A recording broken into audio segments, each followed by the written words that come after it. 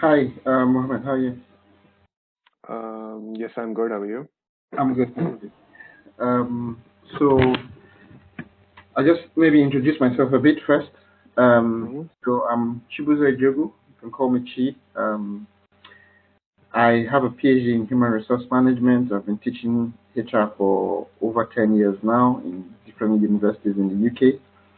And I've also been a practitioner of HRM for multinational companies, including FTSE 100 companies in the UK. So my background is very much HRM management, organizational behavior. I've also done a bit of management consulting. I work in industries. Right. Um, Originally from Nigeria, now based in the UK for many years now. And I think I'll be your tutor on this unit, on this module, strategic HRM, which I enjoy quite a lot teaching Mm-hmm. for the next few weeks, I think. Okay. So you want to tell me where you're based right now? Actually, I'm originally from Pakistan, and Okay. currently I am in Sudan. I'm working here for Ericsson.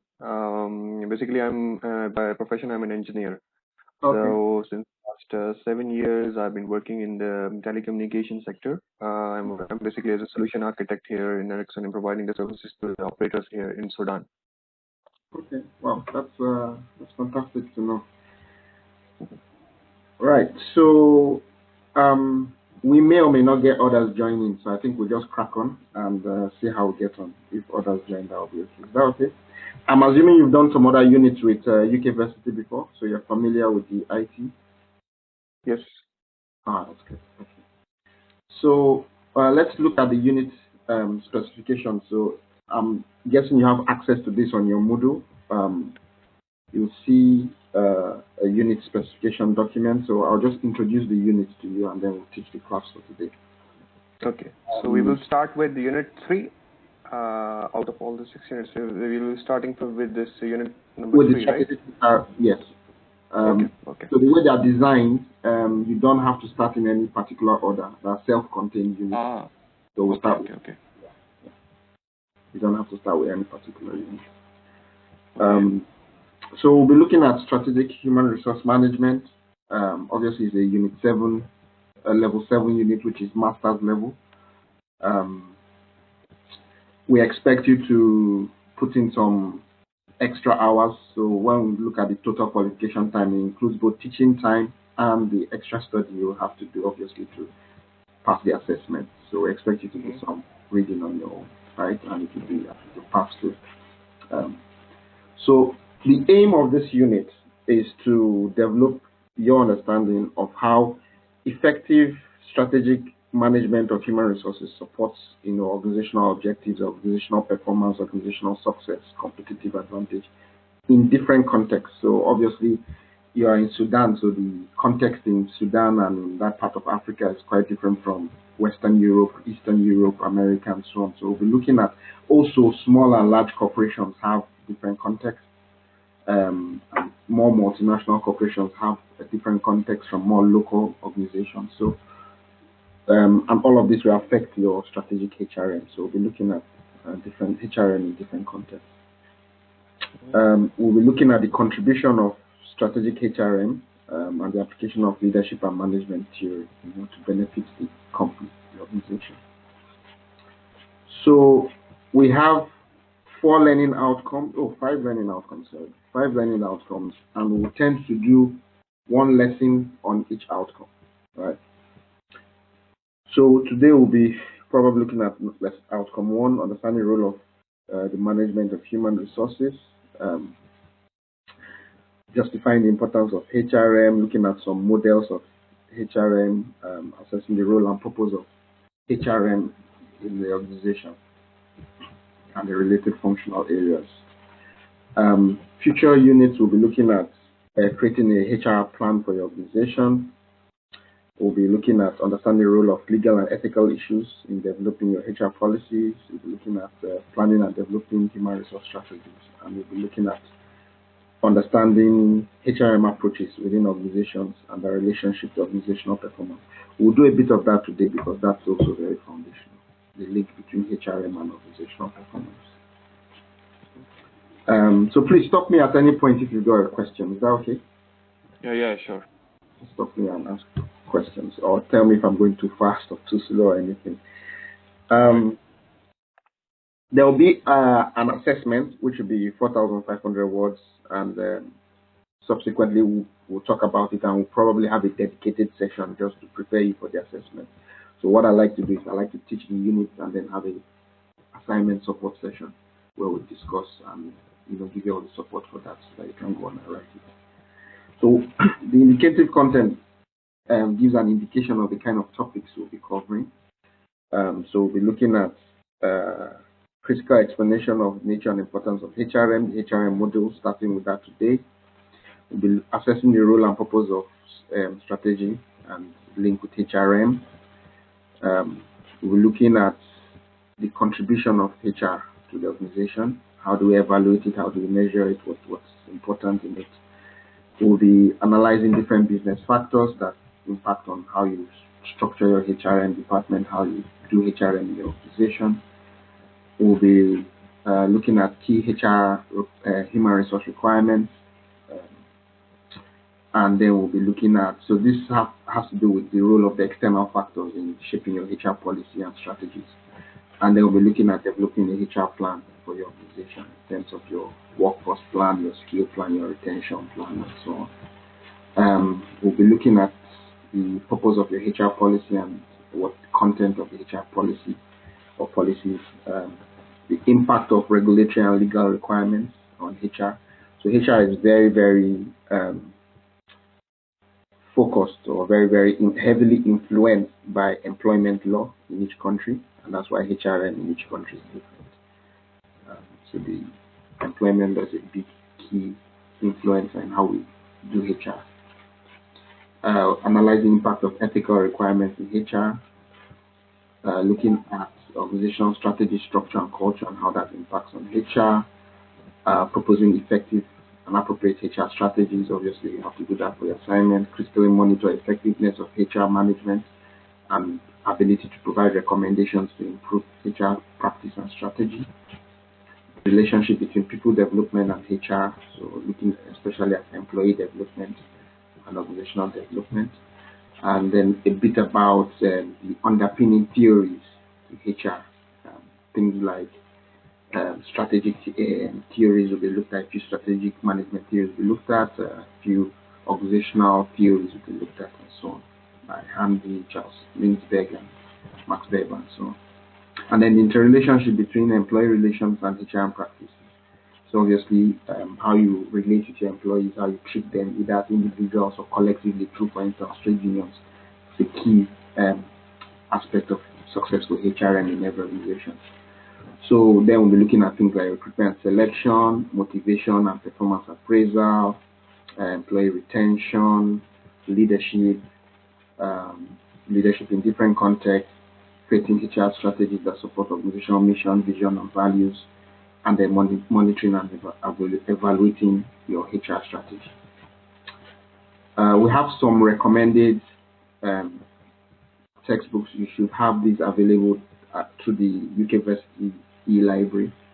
And if there's any particular one you don't have, obviously if you shoot them an email, you should be able to get it. But the book by Reason Smith is quite useful. This core text by Reason Smith, so it's a good one. The textbook by Bratton, if you see the additional reading, the one by Bratton is also good, organizational leadership and so on, Buchanan and Brzezinski and so on. So we've got good textbook, but the one by Reason Smith is quite good. So that's a quick overview of the units. Any comments, any questions so far? Yeah, with regards to the books, how can I access the books, the recommended books? So you should, on Moodle, when you go to Moodle, you should be able to see at least one textbook or two uploaded for this. Right, so start with those ones. If you find that they're not sufficient, then you can send them an email and they will let you know how to access the other textbooks. But I know they have a library of textbooks. So, And for the assignments, how do I need to get an access for the textbooks, and how do I do the assignments? assignment, I think we'll look at it. We'll start looking at it from probably next session, but it looks like quite having a quick look at it now. I think there's a scenario, so it's like a case study scenario, and I think you have to do a presentation by PowerPoint. Okay. Yeah, PowerPoint presentation. Mm-hmm. Obviously, you have references for your textbook, so Okay. the slide on your PowerPoint can be your reference slide. So that's task 2 of 3, another scenario, and then there'll be some written submission also in addition. So the assessment brief is up there. We'll have a look at it maybe at the subsequent session. But you basically do a presentation on an HR plan and a HR memo, which is basically a short essay. And then a report, all right, 2,000 word report. So that's it. PowerPoint presentation, which we regard as 1,000 words equivalent, your HR plan, quick HR memo, and then the HR report. So have a look at the, let me see the textbooks that have been uploaded for this module. I believe, let's see, so this one is a textbook. Let's see, I think it's Armstrong's. Yes, so it's also a very good textbook. So on Moodle, you should be able to see this textbook that's going to open right now. Can you see my screen? Yes, I can. So yeah, okay. So the one by Torrington, very very good textbook by Torrington. You should have access to it. It's very right. You should have that on Moodle, and that's a 9th edition. You have that one. Covers everything you need, to be honest. Most everything. Yeah.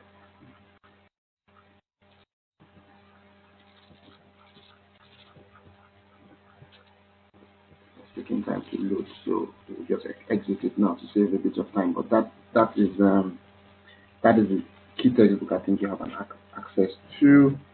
And then if there's any more, if you shoot them an email, they'll tell you how to access it. Because I know they have more textbooks that you can. Okay.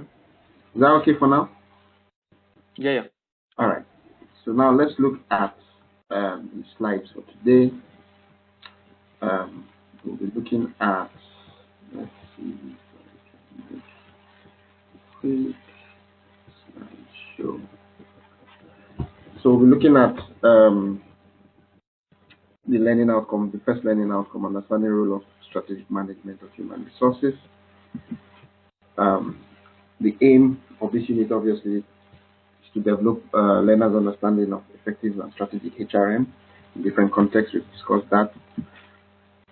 So we'll start with definitions, always a good place to start. The idea of HRM, obviously, is managing people. And then strategic HRM is to manage that strategically.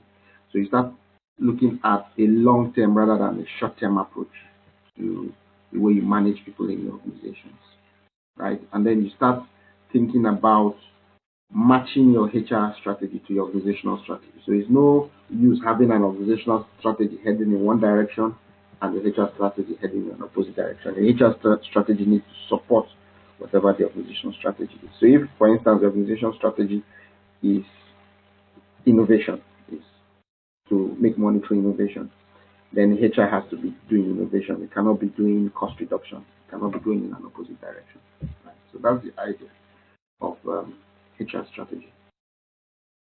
So very much focused on organizational goals. The concept of strategic HRM fairly new, started in the 1990s. And we distinguish, part of it is the distinguishing between strategy and strategic planning. In the past, strategy used to be just strategic planning, doing a plan, and then we always have problems with implementation, always have problems with moving it from the top down to the rest of the organization. So strategy or strategic management is a broader perspective that looks at not just the planning, but also the implementation, the review, and looks at strategy coming from both the bottom up, the top down, and so on and so forth. So then it also looks at having specific functional strategies, your marketing strategy, your HR strategy, your operation strategy, all interlinked and supporting each other. So that's the idea here. So what we'll be looking at in terms of HR strategy, good HR strategy creates value for the organization, helps the organization achieve its business goals, develop competitive advantage, get better performance. Those are the key indicators we'll be looking at to say that yes, this your HR strategy makes sense for this organization. So we'll be looking at different models very soon of doing that. But what your HR strategy also wants to do is to ensure that the different aspects of HR support each other. So for instance, your recruitment needs to support your training, which needs to support your performance reviews and management, which needs to support your reward and so on. It's no good your recruitment doing something and your training doing something else. So that's the idea. The one key thing when it comes to business strategy is the idea of stakeholders. In the past, the business strategy used to focus on just one stakeholder, which was the shareholder, the owner of the company. So maximizing shareholder value. But now we are looking at a more ethical approach to business strategy, especially after the global financial crisis of 2008, where we are looking at your strategic management and therefore your HR strategy, taking in the interest of not just shareholders but also employees, who are your internal stakeholders, trade unions, local communities, so you don't pollute the environment, for instance, banks and financial institutions, government, and all these are your stakeholders.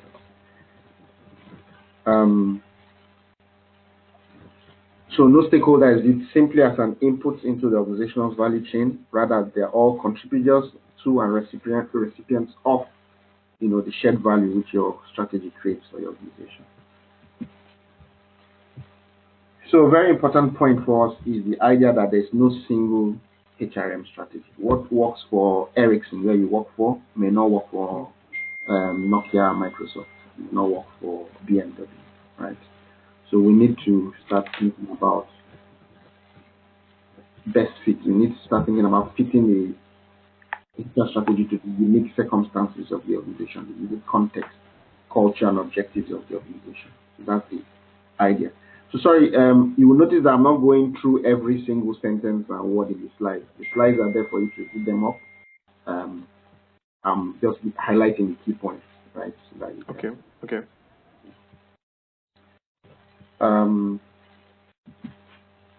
So now let's look at some of the key models of strategic HRM. Actually, let's start with the second model. Let's start with the matching model, right? So this matching model was developed by Fombrum, Tichy and Devana from the University of Michigan.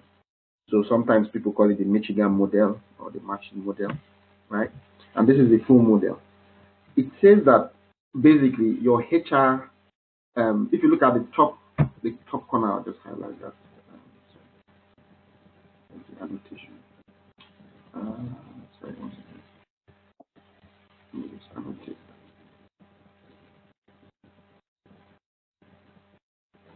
Sorry, one second. So if you look at this top corner here, right, what it's saying is that you have your external forces, your political forces, your economic forces, your cultural forces from the external environment, your business environment. The economy in a recession, is it strong? What's the nature of the economy? Is it more manufacturing or service oriented or innovative and so on? The political forces going on, Trump's policy, UK's Brexit, EU policy, so on. The socio-cultural forces, obviously, you will notice that the Sudanese culture is very different from the Indian culture. So all of that, you need to match to your company strategy in terms of how it shapes your organizational strategy, your organizational structure, and your HRM strategy. So the first point from this model is you need to match your external environment, political, economic, and cultural forces, to your internal environment. And three key things you need to match there. Your structure must be one that fits your external environment. Your strategy as a company must be one that fits your external environment. And then your HRM must be one that fits your external environment, right? So the way we do HRM in Sudan or in a booming economy will be different from the way we do it in India in an economic recession. Now for HRM in particular, it identifies 5 key elements of HR that need to also match with each other. starting with selection, recruitment, and selection, how employees enter the company, needs to feed in and seamlessly and support their performance management, their ongoing performance and performance appraisal. That now needs to match or fit the way you reward employees for that performance and the way you develop and train your employees to improve that performance. So this is what we call the matching model or the Michigan model by Fondrum and colleagues. And we'll compare that very quickly with compare that very quickly with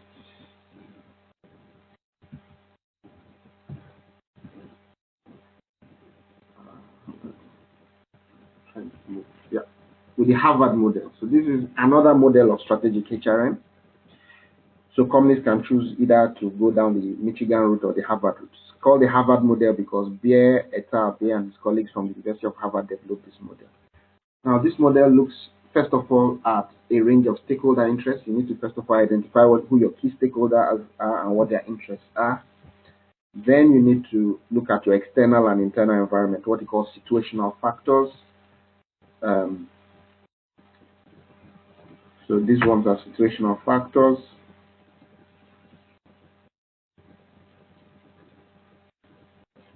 I'm just trying to annotate. Sorry.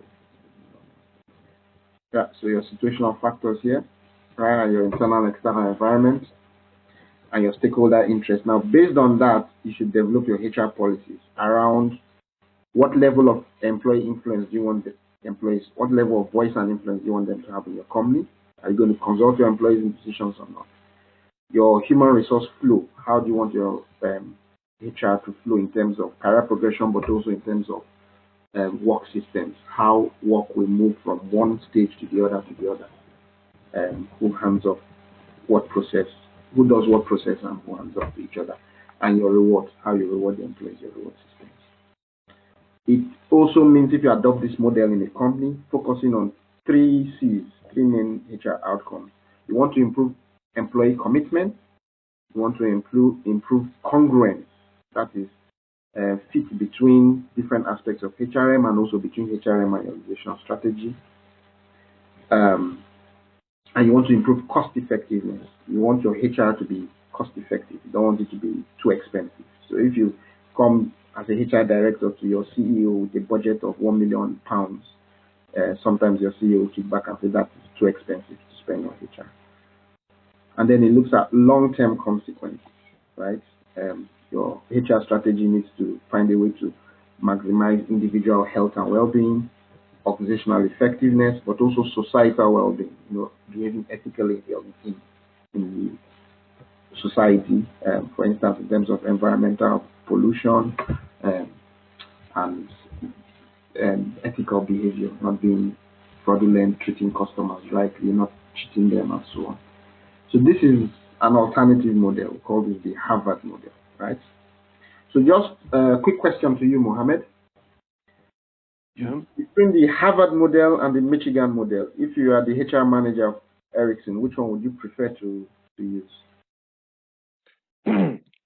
I would say that seeing that this Harvard module, this seems more comprehensive, I think. Okay. It's like, it's basically, I can see that it's more HR based focused. It's like consequences. If you look at the end results, it's like more focused on individual well-being, and then also they have like organizational effectiveness. So that's why I would say that this is better model. It's Very more good. comprehensive. Yeah. So we generally tend to consider the companies that adopt this Harvard model, we call them soft HRM, right?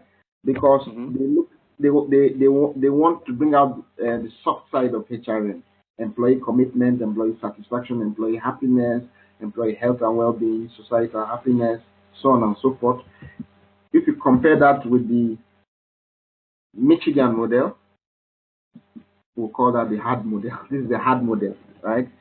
It's not really looking at the soft side of employees, of their commitment and so on and so forth. It's looking at them just as a means to make money. right? Mm. So how do you just manage your employees in a hard manner, manage them, performance manage them, reward them, and make money out of them. And also, this is more a short-term relationship with your employees, right? You're not looking at, like you say, long-term consequences. Also, this Michigan model, what I call a hard model, is it looks really only at the company and shareholder interest, doesn't look at stakeholder interest. Mm. So those are two different ways of looking at strategic HRM, and companies choose either way, and you can tell companies that have very soft HRM and employees, really get engaged with what the company does and they're passionate about their company and so on and so forth. And companies who have a more transactional, short-term relationship with you, you come, you do your job, you go, they pay you, right? Yeah. Okay. Um, some couple other models have also been developed. The one by David Guest emphasizes the link between HR and performance. So this is saying whether it's not necessarily saying you should do hard or soft. What it's saying here is whichever one you do, what is the link to organizational performance? What is your route to ensuring HR contributes to organizational performance, right? So the argument here is that your business strategy should inform the way you develop your HR strategy, right? If your business is heading in that direction, then your HR now starts heading in that direction. That will inform your HR practices, which can be effective or ineffective, right? Now, if you do it effectively, what are the outcomes that you need to emphasize? For him, they are competence, commitment, and flexibility, right? Employee commitment, very similar to what you saw in the Harvard model. Competence has to do with skills and training. So upskilling your workforce, and then flexibility. It's the ability of your organization to use its HR to adapt to different circumstances. So if you need to develop a new product, if customers' taste changes and you need new products and services, how quick can your HR adapt to producing that new product or service? If there's a high increase in demand for your goods and services, how quick can your HR meet that increased production? So if that leads to quality of goods and services and increased productivity, then that will lead to greater financial performance. So you can see very clearly from this model, the argument is if HR can develop competence, commitment, and flexibility, it will eventually lead to more money for the company, right? Mm-hmm. So that is the route to linking your HR strategy to your organizational performance. A key argument there was flexibility. That's one of the key things he introduced in this model. If your HR doesn't provide flexibility to your organization, you will probably not be able to make that much money. Your flexibility, like in terms of in terms of what, like employee flexibility, like they are flexible to, for example, relocate to one location to another, Yes, or there what are kind of? different types of flexibility. So numerical flexibility, getting increase or reduction in your headcount to meet increase or reduction in production, demand for goods Mm-hmm. and services. Flexibility, functional flexibility in terms of different skills, employees that can do different skills. So if consumer tastes change and you need to develop a totally different type of product, they have the skills to start making that new product. Flexibility, mobility in terms of moving to new locations if you've got to open up a new branch in Dubai or China or whatever. So there are different ways of looking at flexibility. Mm-hmm. Mm-hmm. Mm-hmm. Yes, Okay. you're correct. Yeah, very good. So, um, very quickly now, the model by Bath, University of Bath, again looks at linking performance, organizational performance to strategic HRM. There's been this argument of it's very difficult to make a very clear link between HR and company performance because if Ericsson makes $10 million extra profit this year, right? Mohammed, can you say that was a result of better HRM? Could be because of yeah, I mean indirectly maybe it because of sales. So sales Yes. are performing well, so indirectly it's HR. So that's the problem. The link is not direct; it's an indirect link, and there are many variables. HR can contribute, but your sales and marketing contributes, your operation contributes, the economy contributes. If it's in a recession or not, it contributes. So there's always been that argument of how best do we show or link the contribution of HRM to performance. So that's what this model by Guest and by the people at University about John Purcell and Professor Purcell and colleagues developed. So the key thing in this model I'll just emphasize here is what we call AMO, right? Can you see that? Ability, A for ability and skills, M for motivation and incentive, O for opportunity to participate. So basically, they say that your HR, which is all this stuff, training, recruitment, pay, work-life balance, teamwork, and all of this stuff, right? And this stuff, all these are different HR practices. Employee involvement, employee communications, all of that should increase, should be designed to increase three things: the skills and abilities of your workforce, so upskilling them, right? The motivation and incentive for that workforce to work. So it's one thing for your workers to be skilled enough to do the job, but they are not motivated. Or they can be motivated, but not skilled and not able, right? So you need both. You need both the internal motivation to work at their best, to give their 100%, and the ability and skills. But they also need the opportunity participate, the opportunity to deploy the skills and motivation. So again, you can have somebody who's highly skilled and able, who is very motivated, but the nature of the job and the style of leadership and management doesn't allow the person to contribute, doesn't give the person opportunity to contribute, right? So you'll find this a lot. Employees may have innovative ideas, but the organization just doesn't listen, doesn't give them the opportunity to participate. Employees may feel very motivated and able to contribute in a different project, or a different job role, but they are restricted to their current job role, current project. So for them, for the University of Bath, John Purcell, Professor Purcell and colleagues, this AMO emphasizing that HR provides the ability, the motivation, and the opportunity is the secret to the giving a good organizational performance, showing HR's contribution to organizational performance. So when you now do all of that, it now also, another unique thing about this model is once you start talking about AMO, you start talking about line managers, right? The idea here is that the HR department alone cannot deliver HR. So if you think about it, who is closer to the employees, the line manager or the HR department? I think the line manager. Exactly. Line manager is much closer, right? The HR department may be in headquarters somewhere in Ericsson, Sweden, or wherever. So this now, part of this model shows that a lot of what the HR department should be doing is to support and train these line managers to deliver the actual people management, because the actual people management will be done by them.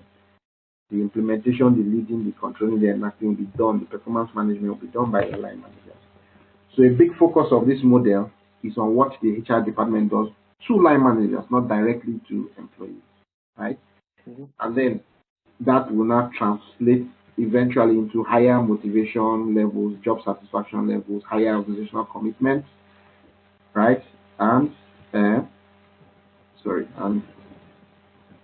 that will then also translate into increased performance and discretionary behavior. Discretionary behavior simply means going the extra mile. Employees who are willing to go the extra mile, right? And therefore you have good company performance, right? So that is the key idea or key concept in this model, right? So we've looked at quite a few models. Let's try to get it to look. So that brings us to the difference between normal HRM and strategic HRM. So some companies just do HRM traditionally, right, rather than in a strategic manner, right? So if you're doing HRM traditionally, unfortunately, quite a lot of companies still do it. You are reactive rather than proactive. You are waiting for problems to occur. You're waiting for people to resign or quit, and then you need to replace them. You're not thinking 2-3 years ahead. What are the skills and numbers of people we need? Let's proactively start planning to recruit, to train, to upskill, and so on, right? It's more about administering your workforce rather than, direct managing and direct employee efforts to organizational goals, aligning employees to organizational goals, right? So strategic HRM we saw the idea of matching your different aspects of HRM, your recruitment, your training to match it, to support each other, but also matching to your external environment. So it's more cohesive, whereas traditional HRM is disjointed. You just have your training policy, your recruitment policy, and they may not support each other. So your traditional HRM obviously just focus on your employee relations with trade unions or individual employees, whereas strategic HRM will look also at both the internal but also the external relations with stakeholders, wider stakeholders. It's more long-term. Traditional HRM tends to be very short-term and reactive. Strategic HRM tends to be more long-term and proactive. We look more at people and knowledge, developing people and knowledge flows, knowledge management, people management, not just in terms of more capital or more products. To us, the employees and assets we develop. Our assets are not just our capital, our financial capital in the bank, or our products in the warehouse. Our assets are also our people, so we need to invest in them.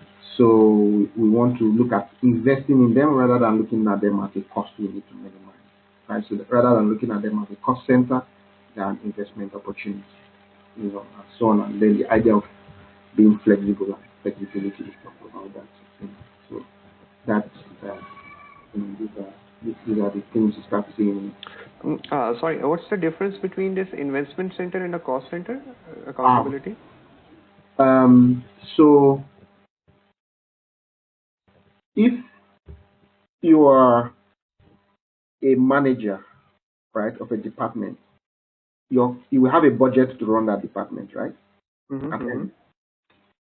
Now your budget, you can be told to run that budget either as a cost center, that is everything there is a cost, and your job is to minimize the cost, right?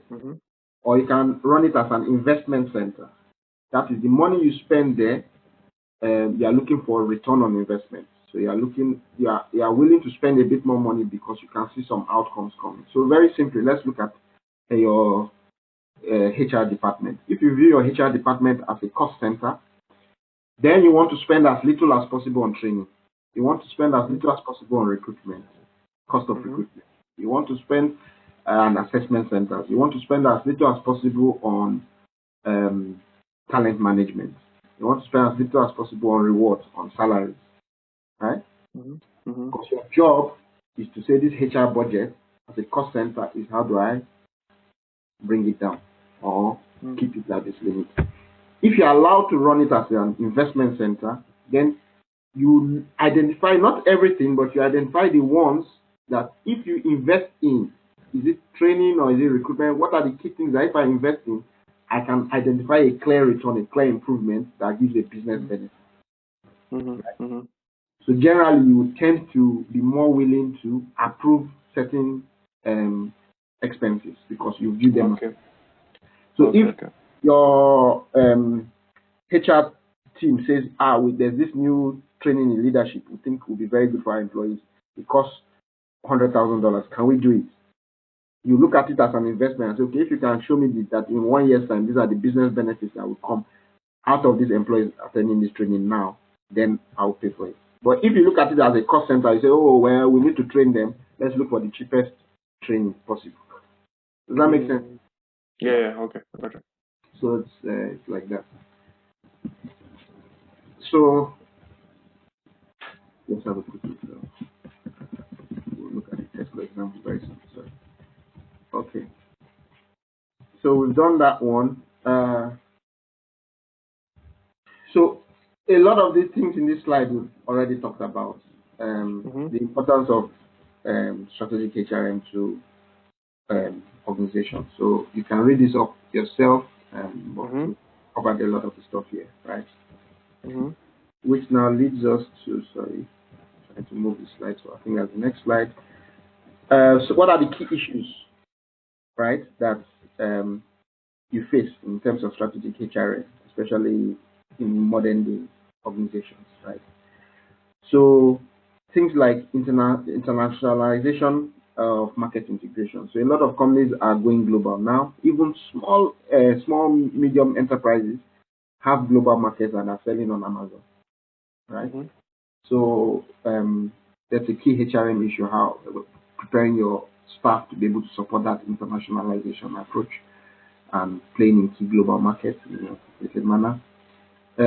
Obviously, the pace of technological change is amazing right now. New technology, new apps, new everything coming out, social media. What is the implication for strategic HRM? How can you leverage this technology and social media, to do better HRM, better organizational performance? New concepts of general management, so new ideas around how to lead and manage people.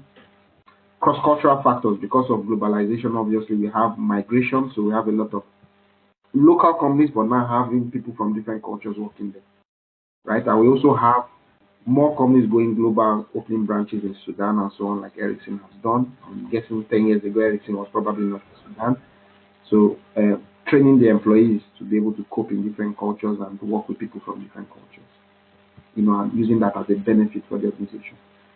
And then the idea of the economic trend transferring from developed to developing countries in the world. So we look at the rise of China, the rise of BRICS countries, Brazil, Russia, India, China, and South Africa, and how that changes. So a lot of economic power coming now to those countries, a lot of your supply chain now having to come from those countries because their companies, their multinationals are growing stronger, so having a strategic foothold or strategic partnerships with organizations in those countries becomes key for HRM, right? So these are some contemporary challenges, that go around with your normal ones around your business, matching your business strategy, external environment, demographic trends.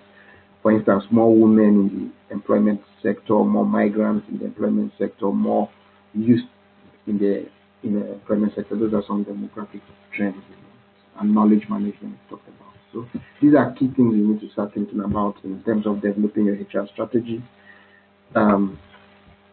So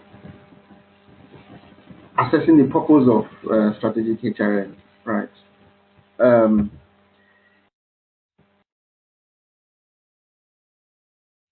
The idea here is to be able to assess the contribution HRM makes and stimulate interest among employees and HR practitioners in this. Provide a sense of direction in often turbulent environments, business environments. Providing strategic guidelines. The ultimate test of the reality of strategic HRM is the extent to which it has stimulated action by employees to cope with changing business environments. So does your HRM prepare your organization for change and support that change to cope with turbulent and dynamic, fast-changing business environments? So the overall corporate purpose, and that the HR supports this, your overall vision and values. So these are the things you need to look at.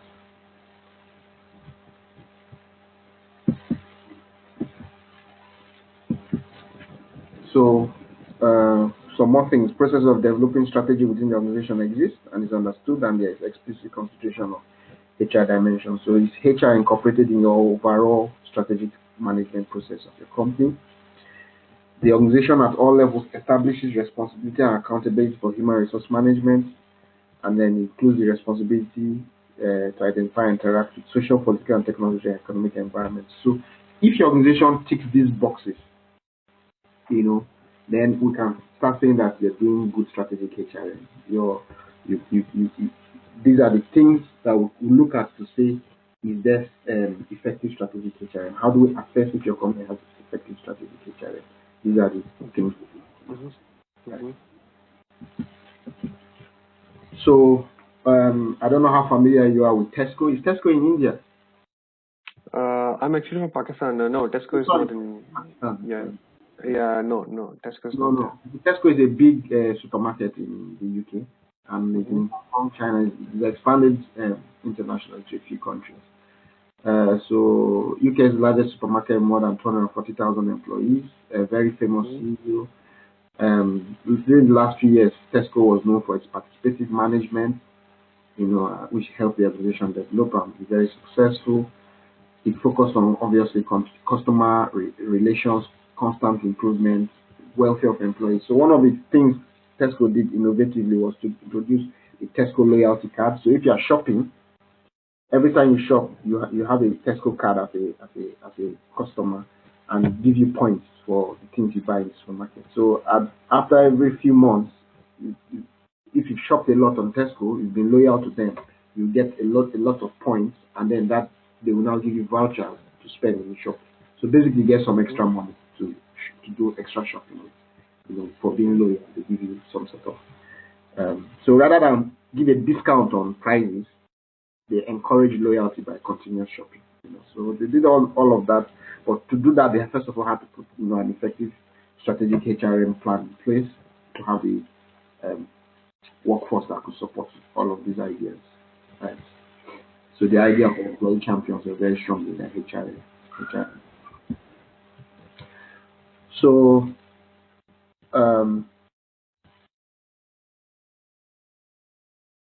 from the example of Tesco, we saw their focus on some of the benefits that strategic HRM brought was improved retention, boosting of organizational performance, different HR policies provided some good replies that are very necessary for the organizational strategy. There was also a strong emphasis on knowledge management. So from your loyalty card, not only was it encouraging customers to be loyal to Tesco and not go to any other supermarket, it was also getting data, knowledge on customer shopping preferences, the kind of goods they prefer, the combination of goods they preferred. So what now started happening is Tesco started using that knowledge management, obviously with the HR behind it. They could now use this knowledge. So for instance, if you notice that people who buy Coca-Cola tend to buy potato crisps. So when they now start redesigning the supermarkets, they started putting those goods together to make your shopping easier, right? If they notice that people who are buying certain products over other products, then they start stocking those ones more, and so on and so forth. So they use knowledge quite effectively, obviously, because they put some good strategic HRM in place for knowledge management and things like that. So you can read up on their training and training plans and all of that, but they had a very structured training plan. Talked to some of their Tesco HR at that point. It was quite good. Yeah. Career development, they were very strong on that, which motivated the employees, obviously. So development of competencies and so on. So the third key thing we need to cover very quickly now is the idea of the HR function. So we've been talking about this. So this is almost like a recap. The key HR functions we've already mentioned. If you remember the Michigan model, BAT model, we were already mentioning things like recruitment and selection, designing the organization and workflows and work structures, change management and business transformation, supporting that, performance management, employee relations and industrial relations with trade unions, workforce analysis or HR analysis as some people call it, rewards and compensation, salary and benefits, training and development. So these are key functional areas of HR department. Now, if you are working in a big company like Tesco, their HR department will be divided into sub-units. So they have a training unit, training and development unit, a reward unit, and so on. But obviously, in smaller companies, you will not have that level of specialization and decentralization to be all structured together. But when we talk about HR, these are the key things you have to keep at the back of your mind. These are the things we are doing. So we've talked a lot about globalization. So just again to recap, factors that are driving working of strategic HRM with other departments. So strategic HRM is interface with other departments, marketing and operations, so on. Their globalization, talent strategies, labor costs, technology, technological changes, and so on. Right. So we start talking about strategic HRM playing the people in the HRM department playing different roles, that of a change agent, that of a strategic business partner, employee champion, and so on and so forth. So we wear multiple hats as a HRM practitioner. You have to obviously support business strategy through strategic advice as a strategic business partner. You have to support change in organizations, whatever change is going on, get people to buy in, employees to buy in as a change agent, and be an advocate or champion of employees and their welfare and their how you treat employees fairly. You know. So some key references that we used in the slides are there, and I think that brings us to the end of the presentation. So are there any questions? No, that's fine. It was a good presentation. I will just go through it again. But yeah, I mean, most of the concepts are clear to me. I mean, these are obviously the new things from. So I mean, from the technical background. So I'm just getting to know these things. So it's good actually. The concepts are getting clear. Okay. Okay. So thank you very much, and see you. I think the next scheduled meeting is probably in a week's time. Yeah. So see you then. And as time goes on, we'll also start looking a bit more closely at the assessments. Okay. And then in the next week we'll be discussing the assessments, right? We'll start talking about it a little bit. Okay. We'll start talking about, since there are quite a few things to do, we'll start introducing the concepts. But we'll have at least one dedicated session just for assessment. Okay. Okay. That's fine. That's fine. Okay. Okay. So have a nice weekend. Thank you. Thank you. Same to you. Thank you, Jay. Thank you. Bye-bye.